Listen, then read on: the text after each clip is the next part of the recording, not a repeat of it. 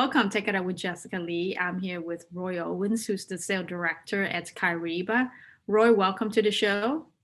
Thank you, Jessica. Glad to be here. I don't have that many conversations with people who deal with helping the SMB folks with financial challenges. And so this area is really interesting for me to talk with you. I know during this COVID time, a lot of companies are suffering. What are some of the challenges and the ways that they are trying to, I guess, deal with the situation so that we can see them still be successful next year and not have to shut down completely? Yeah, it's a really good question. And I think we've seen throughout this pandemic, over the past 9, 10 months, in just about every country, we've seen shutdowns where businesses were just shut down. It certainly has impacted certain industries more than others. What we're seeing in the market today, especially in the area that I focus, is a move to assure that your supply partners or your suppliers to your business are still financially viable. And one area that we've seen being used with good success is the concept of affecting early payment to your suppliers. And to give you an example of that, typically between businesses, if you're a buyer of a product or a service, you will have a certain amount of days before you need to pay that invoice once you receive the product or the service. We have tools that larger companies are using today to facilitate early payment out to the suppliers, which obviously increases their cash flow, improves their cash position, so that they are going to be viable currently and hopefully in the future. Wait, you're saying that they can pay early, and I'm thinking of, say, restaurant businesses or those kind of services where they are looking for consumers to come to their stores. They are probably not having the revenue, so they don't have the cash to pay early. So how do they manage the situation? Yeah, there's a couple of different ways that we can affect or help them affect that early payment via technology. One of those is called supply chain finance.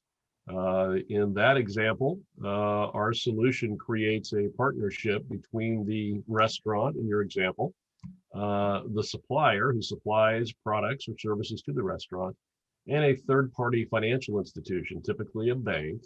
And the bank would actually fund the supplier on behalf of the buyer early, which does a couple of things. One, like we talked before, it allows the supplier to get paid quicker, getting that cash flow back into their business. It also allows the buyer to extend the payment terms, whereby the buyer can hang on to cash longer than they otherwise would have. So it's really a win-win for both parties. I see. Okay, now I understand better. So you are helping them with the working capital. Correct. And in that example, the tool also allows, once the restaurant is back to a better financial position, then they can use their own cash as well. It really depends upon their current financial condition. As you know, many industries and companies have a cyclical nature to their cash flows. So at times when they are net borrowers, they can allow their financial partner to facilitate that early payment of the invoice. And times when they're a net investor, they can use their own cash to facilitate early payment. As a sales director with a team, tell us some of the sales best practices and tips that you try to coach your sales reps. Yeah, I guess this is a topic that's kind of near and dear to my heart. I've been in technology sales for about, 20 years. And one thing that I've learned over the years, a couple of things. One is to keep it simple. And I know that's probably used too often. But some of the things we focus on are really getting to the actual issues that we're trying to solve for our clients.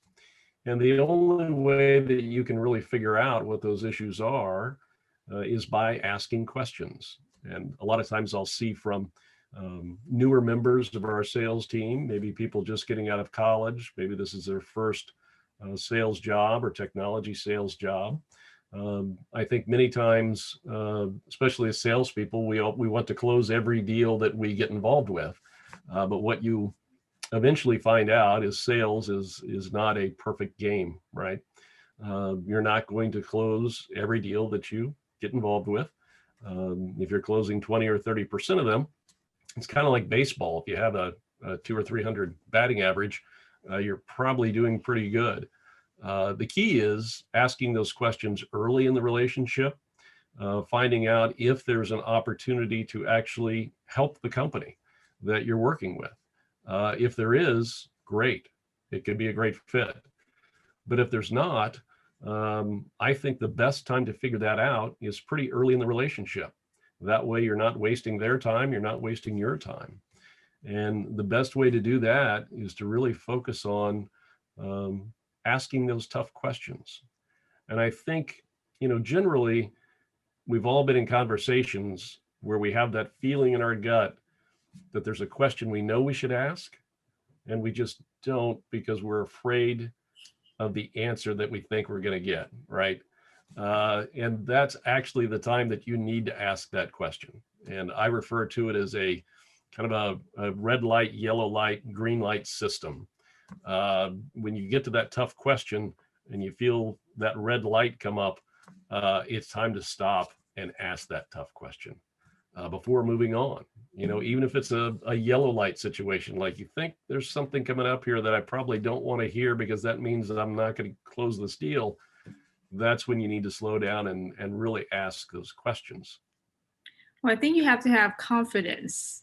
And it does help if you are trained with the business content. I think a lot of times salespeople are trained with the product content, so they get to know the product and the competitive Right. landscape.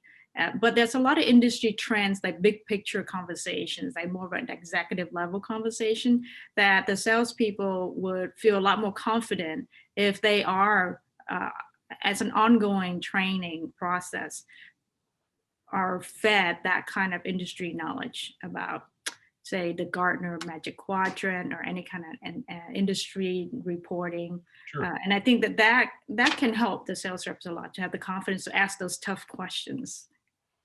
I think it is. And I think you're right. A lot of times in technology, we get stuck on all the features and functions and the fancy stuff that our technology does.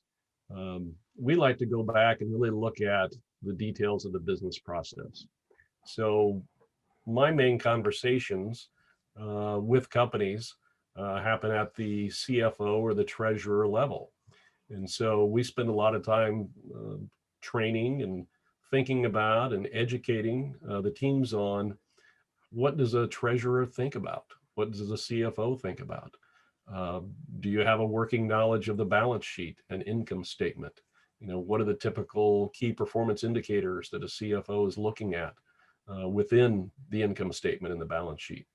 And how do we affect those metrics or those objectives with our solution? Now, when you are in this area talking with CFOs about finance and stuff, I'm wondering, there must be a lot of regulations and rules that are constantly changing. And so do you need to get certified and continue to go through kind of classes to get recertified? There's really not. Our tools really don't, in the working capital space, impact a lot of regulatory areas. On the FX side and hedge accounting and things like that, it does get a bit more technical.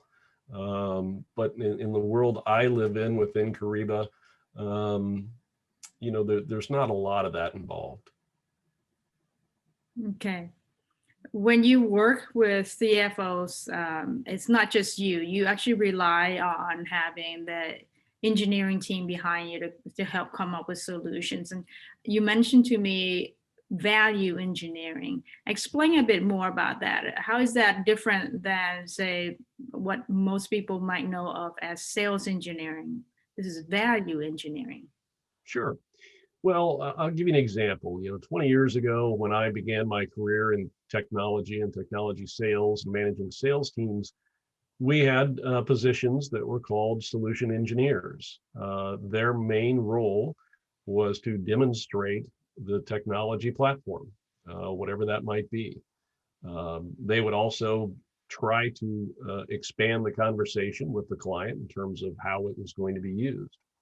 And I think we've seen a shift over the years, and certainly we've moved into an area that we now call value engineering, where before we ever do a demo of the product, we engage our value engineering team, and they're involved in helping us really uncover the true objectives of our client. And then when we do a demo, we typically refer to them as vision demos. We incorporate really the objectives they're trying to achieve, what they're trying to improve or solve within their company, and able to have the demo make the most sense. Roy, I know it's a painful time for many businesses. When do you see the change in growth for those companies that are hurting now? It is. And, we've seen that again over the past 9 to 10 months through the pandemic. I think we are starting to see, one, people get back to work.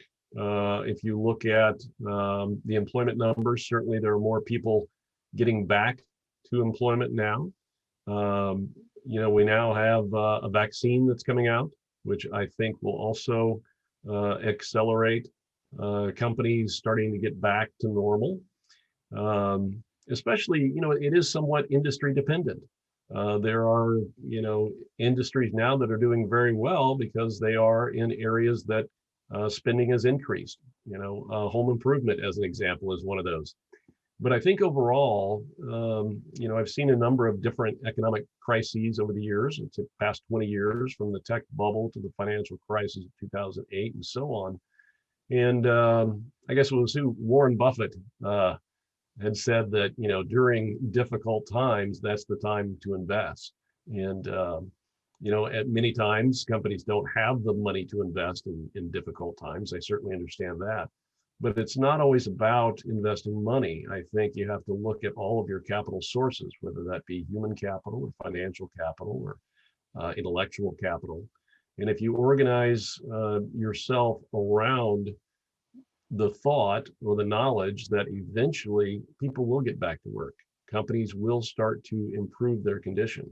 If you organize early, then you're going to be able to capture that growth on the front end. And I think it puts any company in a better position to understand that, the times that we're in now are not going to continue. Everything changes, and we will come out of this. And the companies that are planning for the emergence, if you will, I think will certainly have a head start. I love your optimistic view, and hopefully by the summer, we'll be in a much better position. So thank you so much, Roy, for being on the show to talk about your working capital management services and talk about sales tips. Appreciate you being on the show. Thank you for having me. It's good talking with you. There you have it. Take it up with Jessica Lee, Roy Owens from Kyriba.